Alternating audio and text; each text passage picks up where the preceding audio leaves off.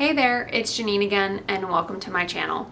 If you're new to temping or about to start, then this video is for you. I'm going to share a couple things you need to know when starting to temp.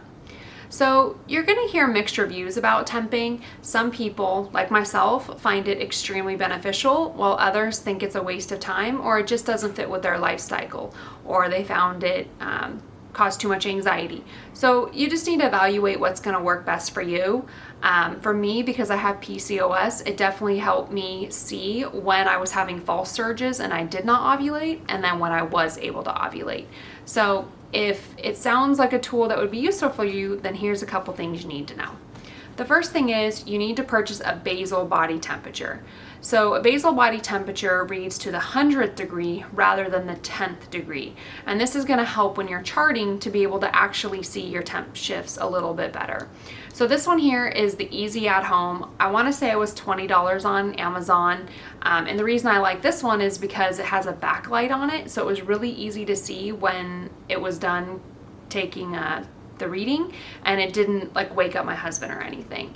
I previously had, it was like an iSnow that was maybe only $12, and it was absolutely great. The only reason I bought a new one is because I left it at a hotel. But it did not have the backlight, so what I would do is I would just set it back on the dresser, and then when I either actually got up for the day or when I got up and went to the bathroom, I would then check the reading and log it in my app. So the next thing you need to know is that you want to do it first thing when you wake up. So what I do is I put it under my pillow, and then when my alarm goes off, I go ahead and I temp, and then I check the reading, I log it, and then I'm good. But you don't want to get up and go to the bathroom. You don't want to get up and do whatever you do, go to the gym, come back.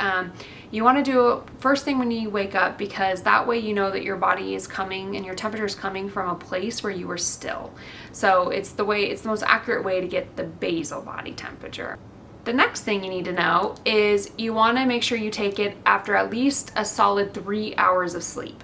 So a lot of people say that you should take it at the same time every day, but for me, I felt like it was more important that as long as I got the 3 hours of solid sleep, whether I took it at 5 a.m. or on the weekend when I woke up at 7, that was fine. The next thing you need to know is to actually track it. So whether you're doing it on paper or in an app, you want to track it so that way you're able to actually see the temp shift. Again, I prefer Fertility Friend because it's more data driven, and it has a cool feature in there where you can just set the time, so it'll always plot it on the same time. But if you don't track it, then taking it's kind of pointless. And just a little reminder is that, sometimes your charts are going to look a little erratic. There's times you have a random temperature because maybe you went out drinking the night before, or maybe you didn't have socks on, or well, that's not actually true. Socks aren't going to make that big of a difference, but maybe there was something environmentally different, or you were sick. So sometimes it's going to happen where your temperature is just a little off, and there's nothing wrong with that. What you're looking for is the big picture. You're looking that there's a sustained shift after you've had fertile cervical fluid,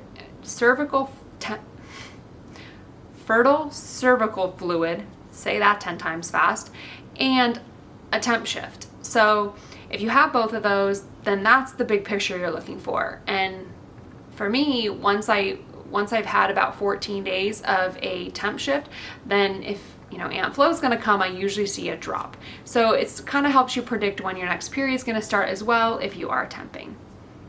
So these are just a couple things to know when you're starting to temp. If you liked this video, go ahead and subscribe. I will be sharing some additional educational videos when you're trying to conceive journey, and then I'll be following up with the IVF process and documenting my journey. So thank you for watching.